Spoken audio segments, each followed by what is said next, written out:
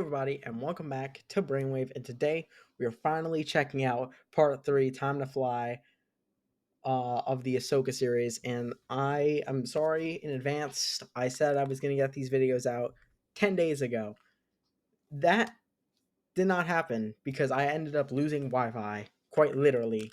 And I could not watch the Ahsoka episodes or even like record anything or do anything really. The only reason I was able to watch episode 5 of Ahsoka, which is officially out, and a bunch of people are talking about it because it is fantastic.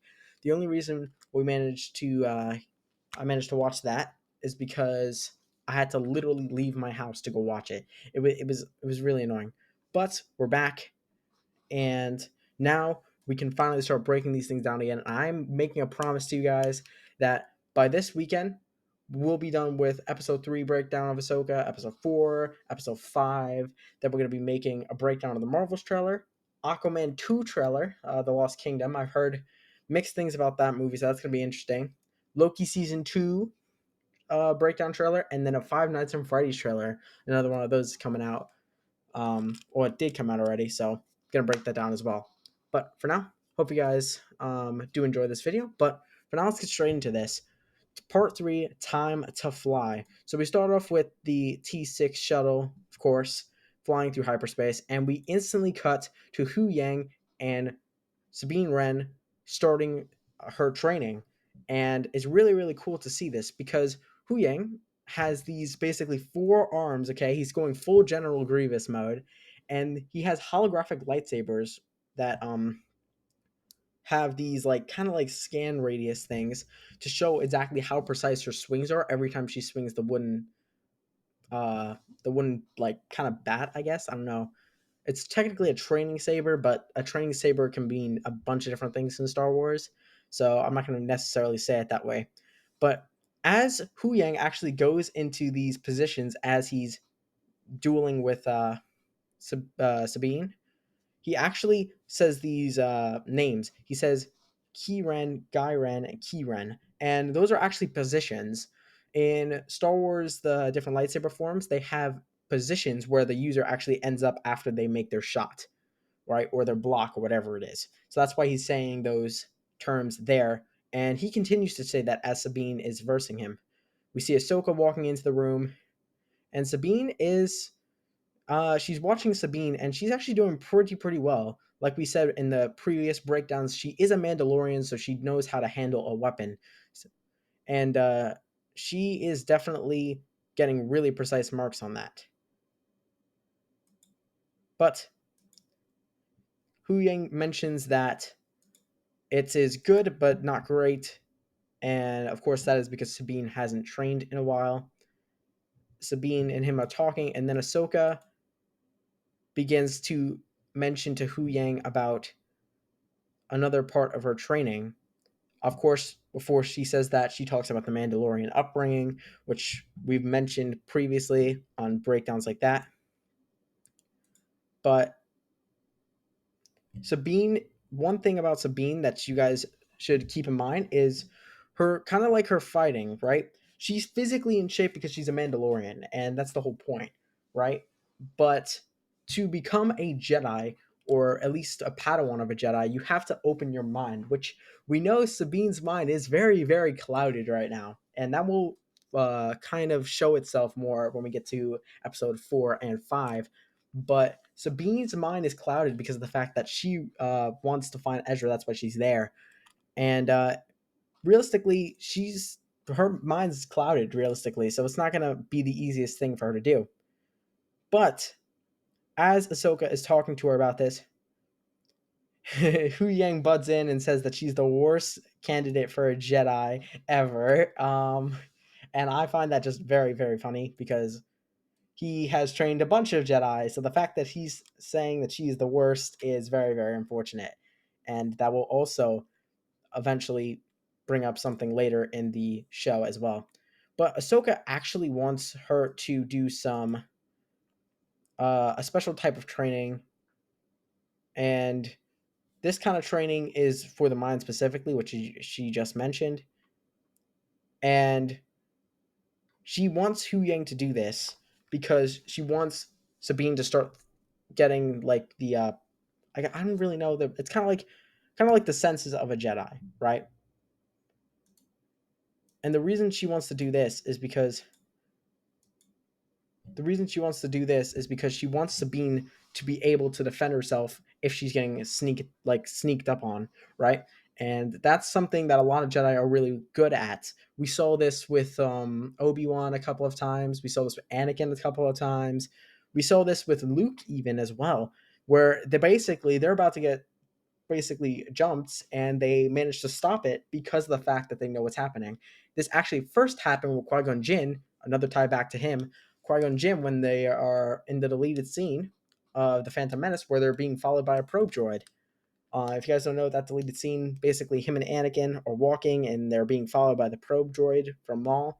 And in that deleted scene, he senses it and basically destroys it. So, just another fact for you guys there. But Ahsoka is going around Sabine. She's wearing the same mask that Luke did, or very, very similar mask at least to what Luke did in A New Hope for his training. And you could see that Sabine's kind of holding her own against Ahsoka even without seeing her. But that's not what Ahsoka's kind of testing here. She's trying to test if she's fully concentrated. And we know she's not. So she's kind of stumbling here. And I really just like the way that they set this up because you can see that whenever she finds Ahsoka, she's able to kind of get her way around. But as soon as she loses her, she gets confused. And that's kind of the whole aspect of her character right now because she's kind of just lost in general. And although she's a really, really good fighter, she's got to figure out how to concentrate and stay focused on one goal. But for now, they cut back. We see the title card and we see the Rebel fleet up in space. I believe this is over Coruscant, is the planet in the background. This is then we this is I believe actually hold up, what ship is this? I think this is one of the senator ship. No, it's not one of the senator ships. It's one of the same types of ships that we saw in episode 1, and that's from Admiral Akbar. That's kind of similar to what his fleet was using the ships, right? But anyway, we cut onto the ship and we see Hera talking to some of the officers, and she basically is summoned to a senator meeting, right? Or a holographic senator meeting because none of them are actually ever going to be there. But they talk about one senator, which is actually Senator. Actually, what's her? Hold on, I forgot her name. Sorry about this, guys. I'm trying to remember her name. She was in The Mandalorian. If you guys don't know, but I think it's Chancellor Mothma. I think it's Mothma. I believe. Hold up, let me check this. And Senator. Wait. Yeah, Senator Mothma. I got it. Okay, but basically, she's talking to Senator Mothma. Senator Mothma, I actually really do like this about her character. She's always, even though the Empire and even the Republic kind of has her on like hold, she still is having a normal conversation with Hera, as in like they're catching up, right? But of course, that is cut short because none of these senators believe in Hera's ability to track down uh, Grand Admiral Thrawn's return because they don't believe he exists anyway, because they believe he died with Ezra, but they just believe that Hera is trying to do this to find Ezra and not really to stop Thrawn. And we know that they're going to regret that decision because we've seen him in the trailer, so we know he's going to show up.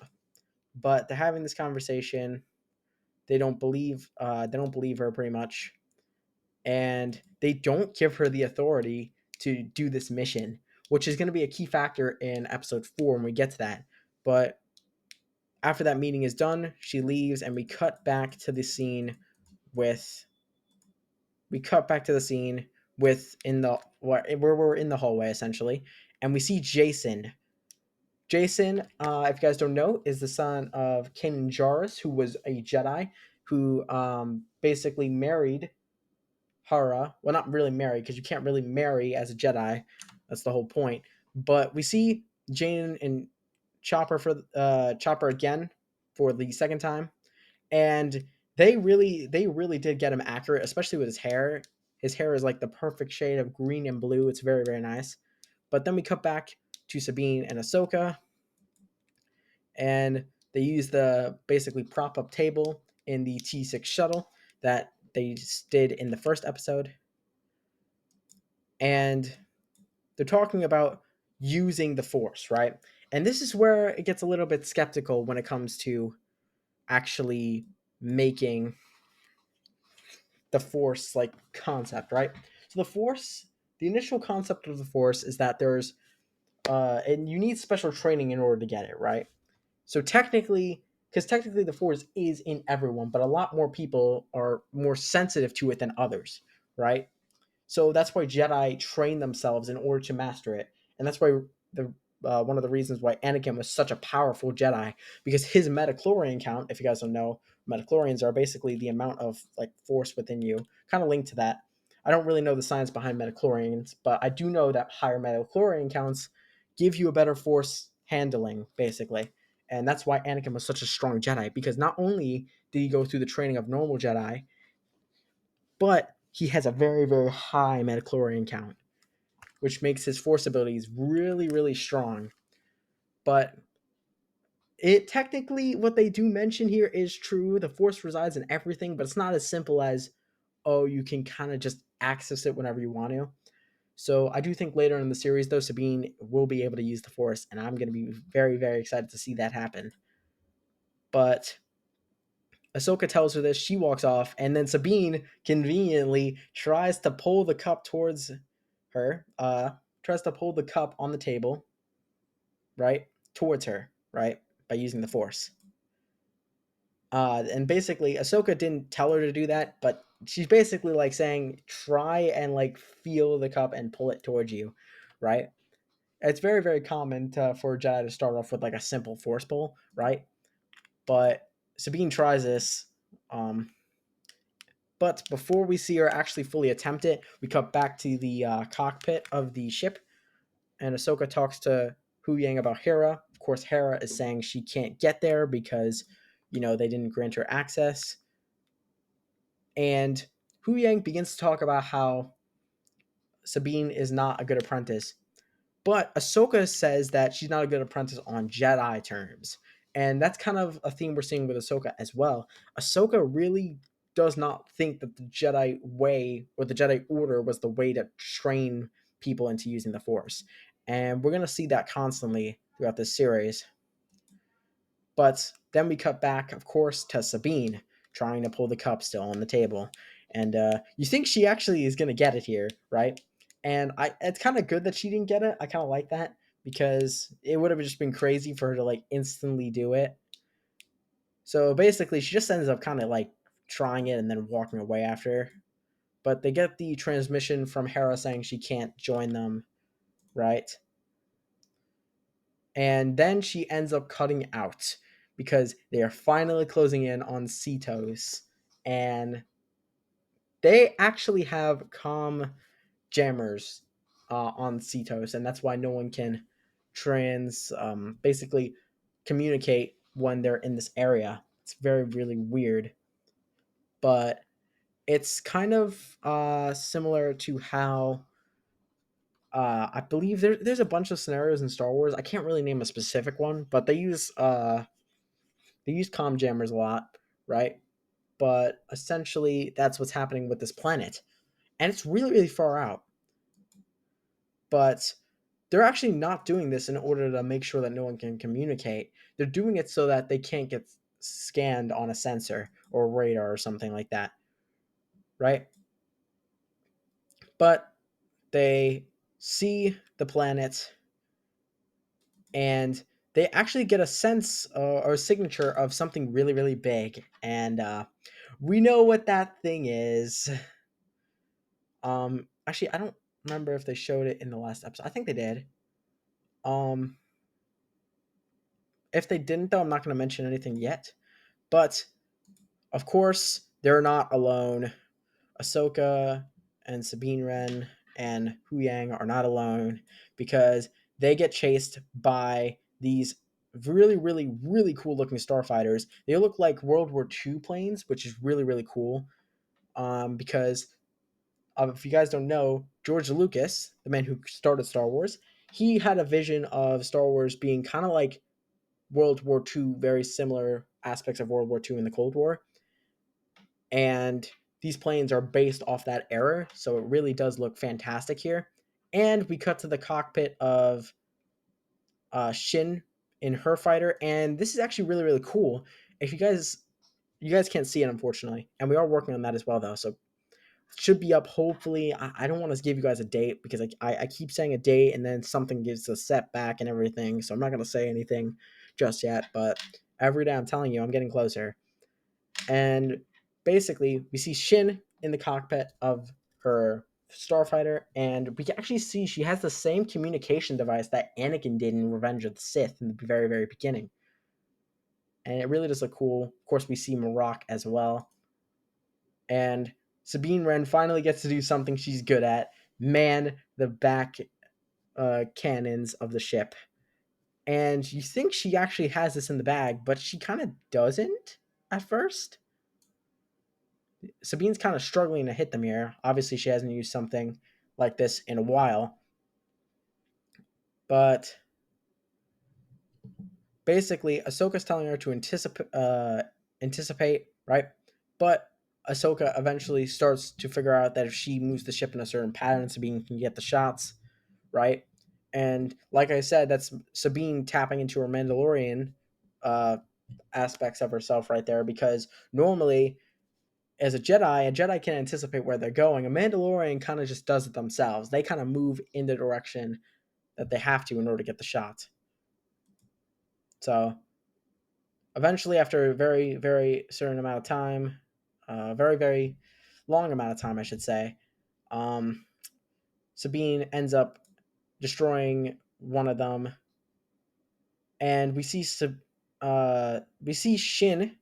and Morok trying to shoot them out after those other two are destroyed.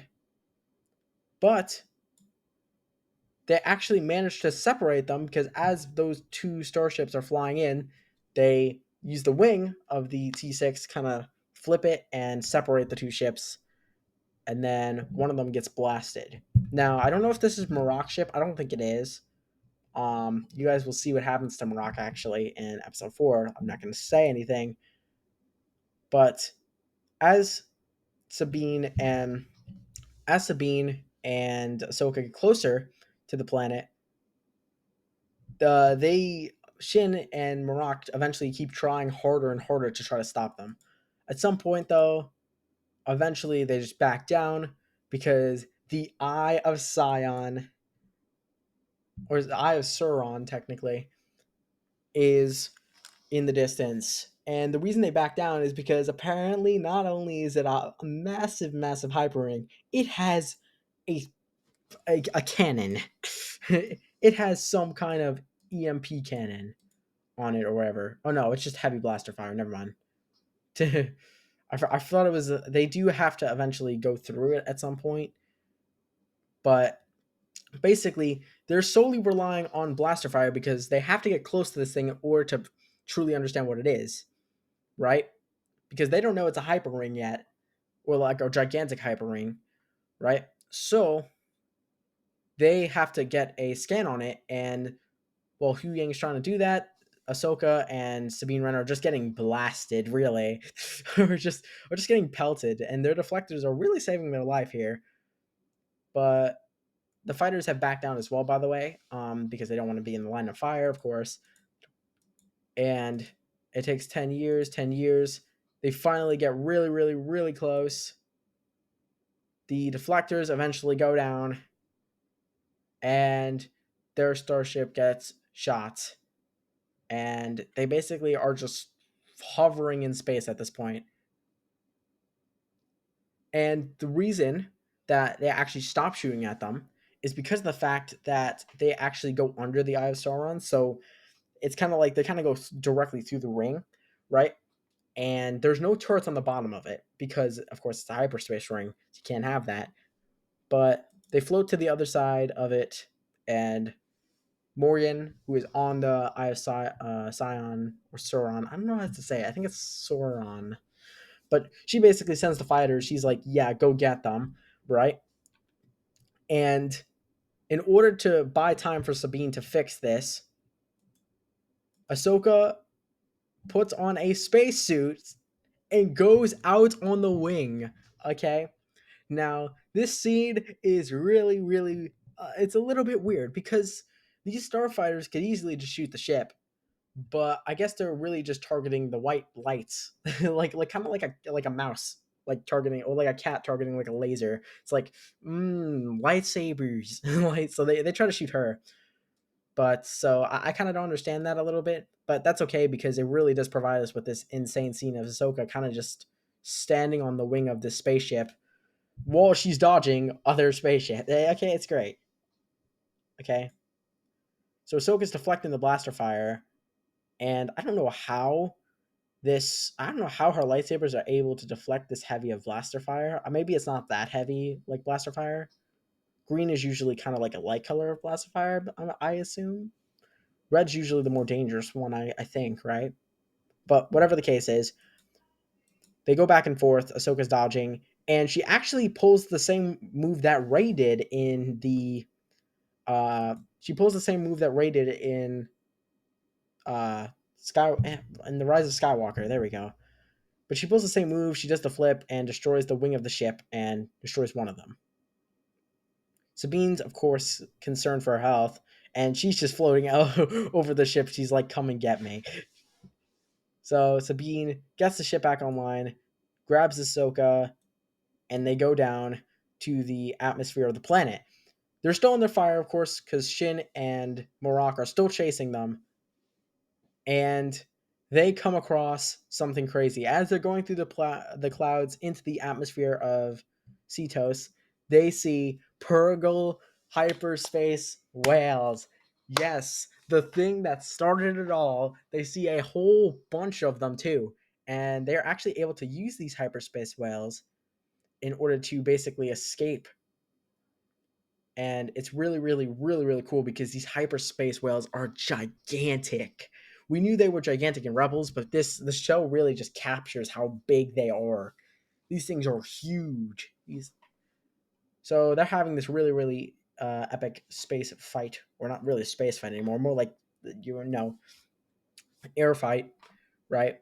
It's not really a dog fight either, though, because they're not shooting. Ahsoka and Sabine are really just trying to run. They're not shooting back, but they go through the atmosphere, almost get crushed by a Purgle, and they're flying,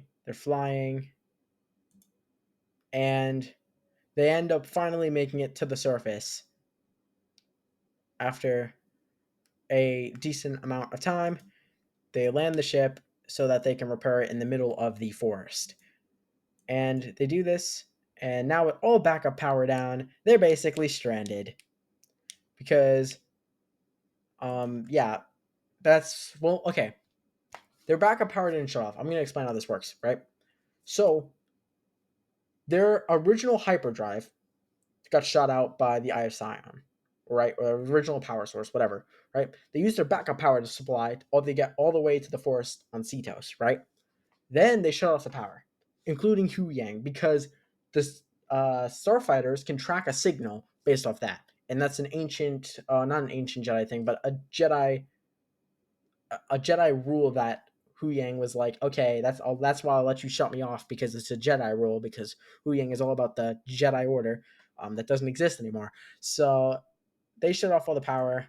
They turn it back online after they fly by them, and now they have to prioritize what they just saw, and that is the Eye of Sion, and it is about to be completed after getting its sixth hyperdrive inside of it. So yay! And they talk about how I can go to neighboring galaxies because let's be honest, it's that thing can probably shred a ship. Like, you know what they pulled off? They know what they pulled in the one in a million chance in like the Last Jedi that the lady pulls off as she's going through the ships, right? And she goes to hyperspace. If this thing were to do that, it probably destroyed the thing. It probably like would create a rip in time. Okay, I'm just thinking of that as I watch this scene all the time. But basically, they're talking about how it can migrate between galaxies, and the reason that they are at Cetos is because they're following the Purgle hyperspace migration, so that they know where to find Admiral Thrawn, because they'll know where Ezra took them, right? Because Ezra basically held the hyperspace whales attached to the ship that they were on, and they basically just flew away, right? Or they hyper jumped away technically. And basically, the reason that they're doing this is because the hyperspace whales went on their normal migration path. So that's why they're following them here. And that's why they're on this planet. Right? But after they realize the situation, we cut back to Bylon. And Bylon's kind of just sitting here. We don't know what he's thinking, but whatever he's thinking, it's not good. And with that being said, we are at the end of the episode. So, yeah, this episode was definitely very, very intense. The ending of it wasn't like crazy, crazy, because we know that Bylon is looking for them, right? But definitely overall a really, really, really good episode. A pretty short one, but there's a reason for that because episode 4 and 5 deliver. Let's just say that because they are really, really good. But that is Time to Fly. And just to hit you guys off with one last detail, Time to Fly is, I'm assuming, a link to Anakin because Anakin was a really good pilot. And you see all these ties to Anakin and Qui-Gon and even some of Obi-Wan, and there's a reason for that. And we'll be breaking down episode 4 very, very soon. But for now, hope you guys have enjoyed this breakdown of Ahsoka. This is a bit of a shorter one too, which is really nice. So didn't really go into detail on much on the ship designs and stuff like that, but don't worry. We're gonna go into a lot more detail when I can actually show you the footage. So it's gonna be cool. But for now, hope you guys have enjoyed this breakdown. This series is, by the way, it's a highly recommend from me. Even if you like don't like Star Wars, right? If you watch a bit of Rebels, a bit of the Clone Wars, and maybe a bit of Revenge of the Sith, maybe even, you could probably love this show. This show is fantastic, right? And it's actually number one series of all time right now. So, and by all time I mean like currently, like the best series of all time currently, right? So that could change, but I really do love this show and highly recommend. It's on Disney Plus and all those things like that as well. So, but for now, hope you guys have enjoyed. Expect more content on the way soon. And for now, we will see you all in the next one.